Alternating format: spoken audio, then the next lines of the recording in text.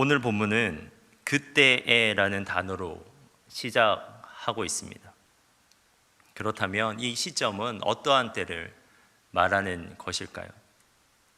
이는 11장의 사건과 관련이 됩니다.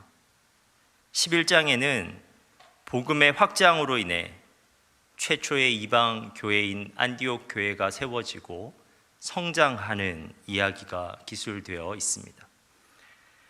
그런데 이방 땅에서 부흥이 이루어지고 있었던 바로 그때에 정작 복음의 중심지였던 예루살렘 교회를 향한 박해가 시작되었습니다. 1절입니다. 그때에 헤롯 왕이 손을 들어 교회 중에서 몇 사람을 해하려 하며, 여기서 헤롯이 손을 들었다는 말은 공권력을 발동하여 교회의 중심 세력을 타격하려고 시도했다는 의미입니다. 이전까지 교회에 행해졌던 박해는 유대 종교 지도자들에 의한 종교적 박해였지만 헤롯의 박해는 국가 권력에 의한 정치적 박해였고 그 박해의 정도가 훨씬 더 심하였습니다. 헤롯은 구체적으로 헤롯 아그리파 1세를 말하는데 그는 에돔 출신으로서 유대인으로부터 정통성을 인정받지 못하고 있었습니다. 그래서 그는 유대인들로부터 정치적 지지를 받아내기 위해 그 당시 유대인들의 골칫거리였던 예루살렘 교회를 박해하기 시작한 것입니다. 2절을 보면 실제로 헤롯은 가장 먼저 사도 야고보를 잡아 칼로 죽입니다. 야고보는 세베대의 아들 중 한 명으로 사도 요한의 형제 야고보입니다. 사도 중에서 처음으로 야고보 사도가 순교하게 되었습니다. 그런데 헤롯이 야고보를 죽인 행위는 유대인들을 기쁘게 만들었습니다. 그래서 헤롯은 내친 김에 베드로까지 체포하여 투옥하였습니다. 3절과 4절입니다. 유대인들이 이 일을 기뻐하는 것을 보고 베드로도 잡으려 할세, 때는 무교절 기간이라 잡음에 옥에 가두어 군인 내식인 네페에게 맡겨 지키고 유월절 후에 백성 앞에 끌어내고자 하더라. 우리는 이 대목에서 헤롯이 얼마나 철저히 베드로를 감시하고 지켰는지를 확인할 수 있습니다. 당시에는 일반적으로 비록 중죄인이라고 할지라도 한 명의 죄인을 한 사람의 보초병에게 쇠사슬로 메었습니다. 하지만 베드로의 경우에는 그를 가운데 두고서 양쪽으로 지키고 있는 군인들의 손목과 그의 손목을 쇠사슬로 묶었습니다. 그뿐 아니라 10절에서 볼 수 있듯이 큰 쇠문 너머에 또 다른 파수꾼 둘을 세웠습니다.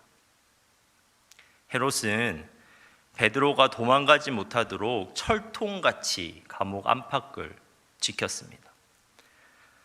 이러한 경비는 베드로를 반드시 처형시키겠다는 헤롯의 강한 의지를 드러내 주는 것입니다. 이쯤 되면 베드로에게는 풀려날 희망은 없는 것 같습니다. 그를 묶고 있는 결박은 너무나 단단했고 그를 처형하고자 하는 헤롯의 의지는 너무나 확고하였습니다. 그리고 시간도 흘러 재판과 처형을 바로 앞둔 전날이 되었습니다. 그런데 바로 그러한 상황 가운데 하나님께서 베드로를 구출하고자 개입하십니다. 하나님께서 보내신 천사가 감옥에 나타났습니다. 7절입니다. 우리 7절 말씀을 다 함께 읽어보도록 하겠습니다. 호련히 주의 사자가 나타나매 옥중에 광채가 빛나며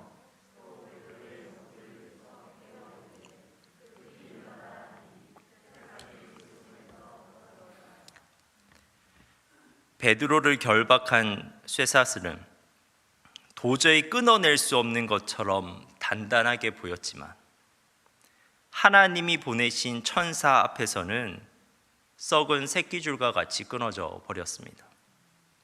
천사의 말 한마디에 유대 최고의 권력자가 강요한 결박은 너무나도 쉽게 해체되어 버렸습니다. 그런데 그날은 유대인 유월절이 끝나는 밤이었습니다.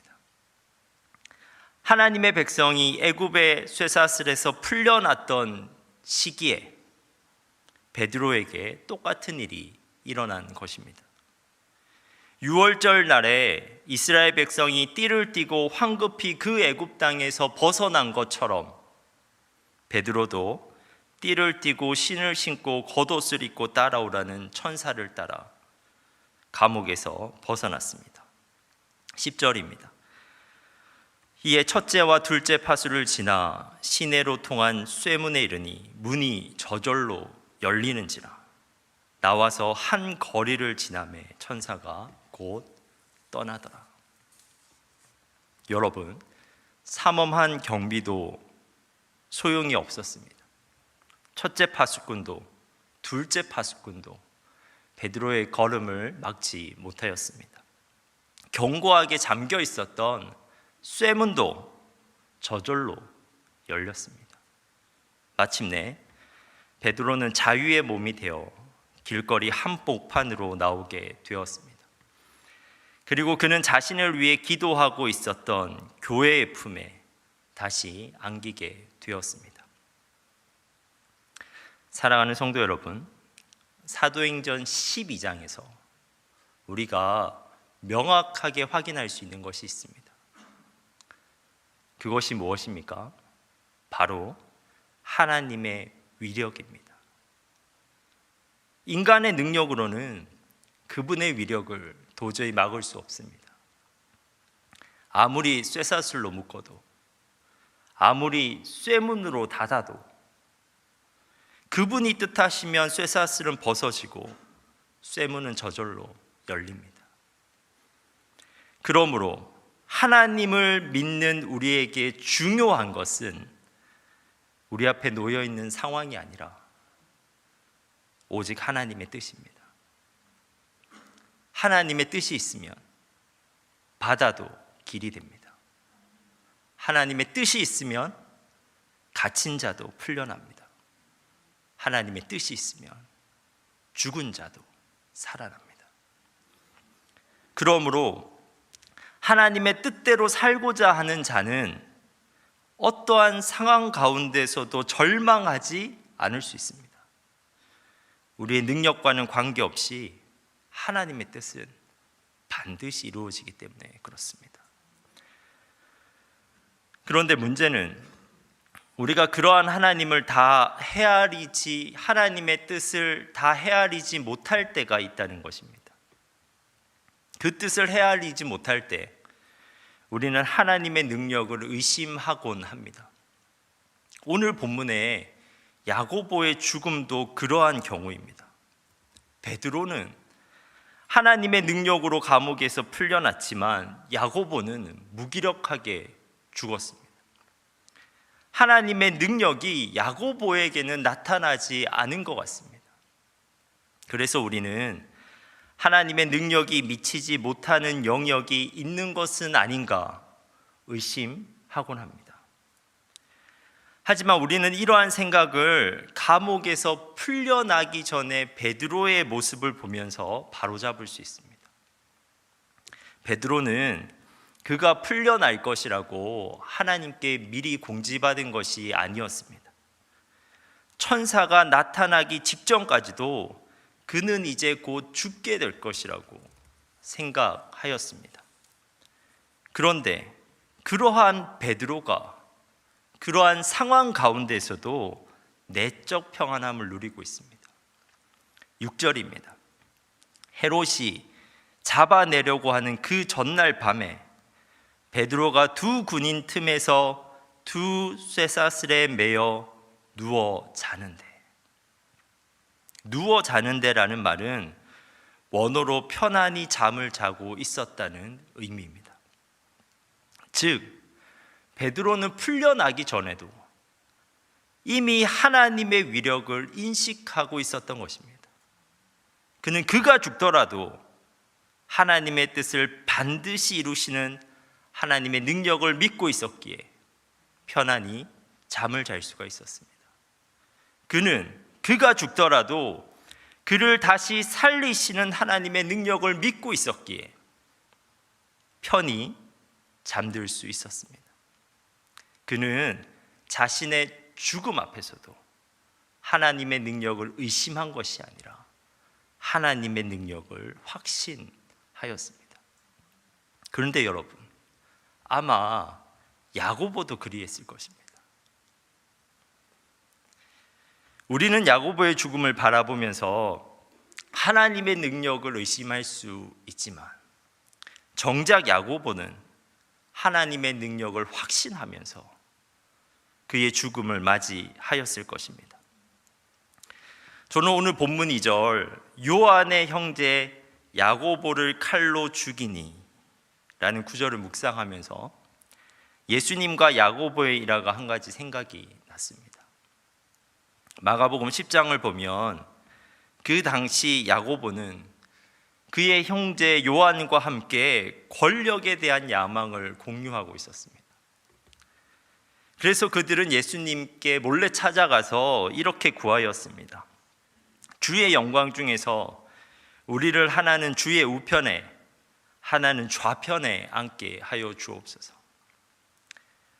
그는 주님의 나라가 임하였을 때 높은 자리에 앉기를 그토록 열망했던 자였습니다.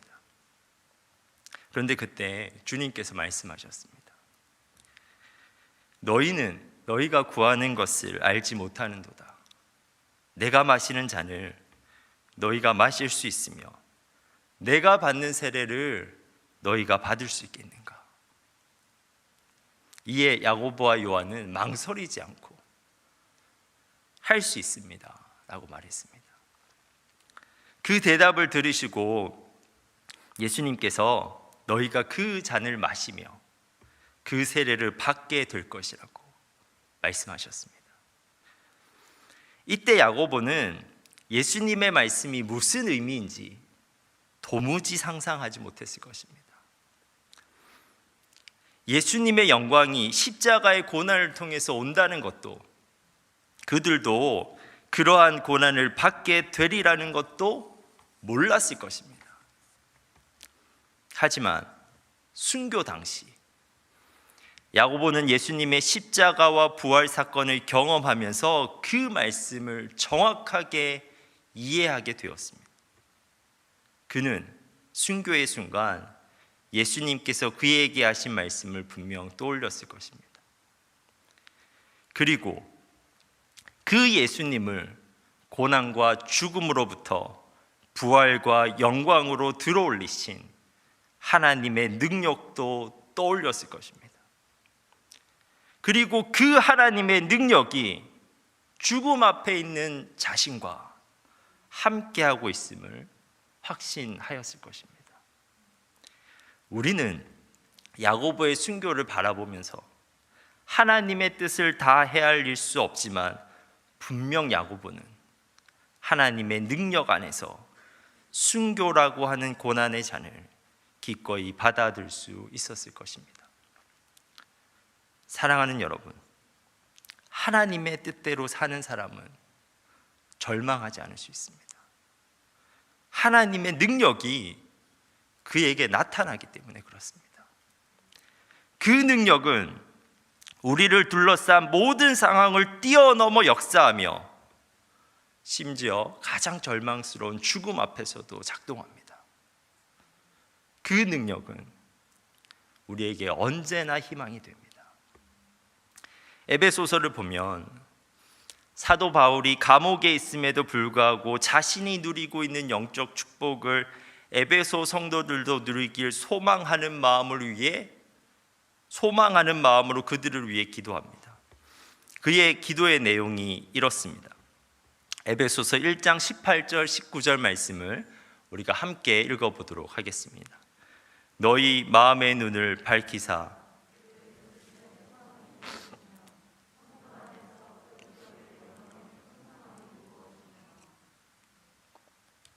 계속해서 19절입니다. 그의 힘의 위력으로 역사하심을 따라 믿는 우리에게 베푸신 능력의 지극히 크심이 어떠한 것을 너희로 알게 하시기를. 바울은 지혜와 계시의 성령이 그들의 눈을 밝히셔서 그들이 받은 것을 온전히 깨닫도록 강구하고 있는데요, 세 가지를 깨닫도록 강구하고 있습니다. 바로 하나님의 부르심과 하나님의 기업과 하나님의 능력입니다. 먼저 하나님의 부르심입니다. 이것은 신앙적 삶의 시작을 기억하는 것입니다. 성령은 신앙적 삶의 시작점에서 하나님께서 우리를 부르셨다는 사실을 끊임없이 알려주시고 그 부르심의 지향점, 소망을 보여주신다는 것입니다. 그리고 하나님의 기업입니다. 이것은 신앙적 삶의 끝을 기대하는 것입니다. 원어적으로 기업이라는 말은 상속 재산을 가리키기 때문입니다.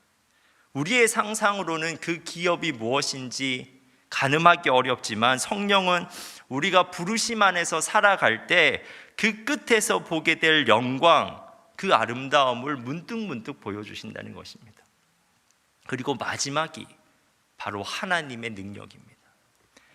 이것은 신앙적 삶의 처음과 끝 사이에서 우리가 경험하는 것입니다. 성령은 우리의 신앙적 삶을 시작하시고 궁극적으로 완성하실 하나님의 능력이 우리가 부르심에 순종하는 일상적 삶에서 어떻게 역사하고 계시는지를 보여주신다는 것입니다. 그런데 그 능력은 지극히 큰 능력입니다. 예수 그리스도를 죽음에서 살려내셔서 영광의 보좌로 올려버린 능력이고, 그 능력은 베드로의 손에서 쇠사슬을 벗겨버리는 능력이고, 그 능력은 죽음 앞에서도 베드로의 마음에 평안을 가득 부어버릴 수 있는 능력입니다. 여러분, 우리가 부르심 안에 있으면, 우리가 기업의 영광을 향해 걸어가고 있으면 그 능력은 항상 여러분과 함께 있습니다.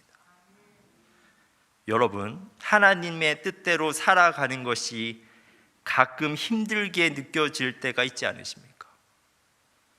말씀을 통해, 기도를 통해 깨닫게 하신 하나님의 뜻을 이루고자 노력하는데 변화되지 않는 상황으로 낙심할 때가 있지 않으십니까? 가정 복음화에 대한 비전이, 셀 공동체 회복에 대한 비전이, 직장에서의 빛과 소금으로 살아가는 비전이 나에게 분명히 주어진 것 같은데 부족한 나의 모습으로 실망할 때가 있지 않으십니까? 그런데 여러분, 그 뜻이 말씀에 기반하고 있다면, 그리고 그 뜻을 성령께서 여러분의 마음에 품게 하셨다면 용기를 내십시오. 하나님은 그 뜻을 반드시 이루십니다. 여러분의 능력과는 관계없이 그분의 능력으로 그 뜻을 이루어 가십니다. 우리가 보기에는 때때로 그 뜻이 완전히 실패한 것처럼 보이기도 합니다. 하지만 그것이 하나님의 뜻이라면 그 실패를 통해서도 우리를 깨닫게 하시고 그 뜻을 위해서 다시 사람을 일으키시고 순간적으로 상황을 변화시키시고 하나님의 때에 그 뜻을 성취하십니다. 그러므로 우리가 바라보아야 하는 것은 우리 앞에 상황이 아니라, 우리의 부족함이 아니라 반드시 그 뜻을 이루는 하나님이십니다. 그 하나님의 능력은 오늘 본문에서 보듯이 그 모든 상황을 뛰어넘어 역사합니다. 어떠한 속박도, 심지어 죽음조차도 하나님의 능력을 도저히 막아내지 못합니다. 사랑하는 여러분, 우리 앞에 있는 코로나 상황도, 어려운 경제적 상황도, 연약한 육체적 조건도 우리를 향한 하나님의 뜻을 막을 수 없습니다. 하나님의 뜻대로 묵묵히 살아가면 하나님의 큰 능력이 우리 가운데 역사할 줄 믿습니다. 그 하나님의 큰 능력을 경험하며 살아가는 여러분 되시길 간절히 바랍니다. 기도하겠습니다. 하나님, 우리가 우리의 능력을 보며 우리의 상황을 보며 절망하지 않게 하옵소서. 오히려 그때 우리가 하나님의 뜻을 구하게 하옵소서.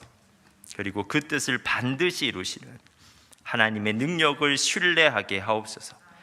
그래서 우리가 어떠한 절망 속에서도 역사하시는 하나님의 능력을 경험하게 하옵소서. 예수님의 이름으로 기도합니다.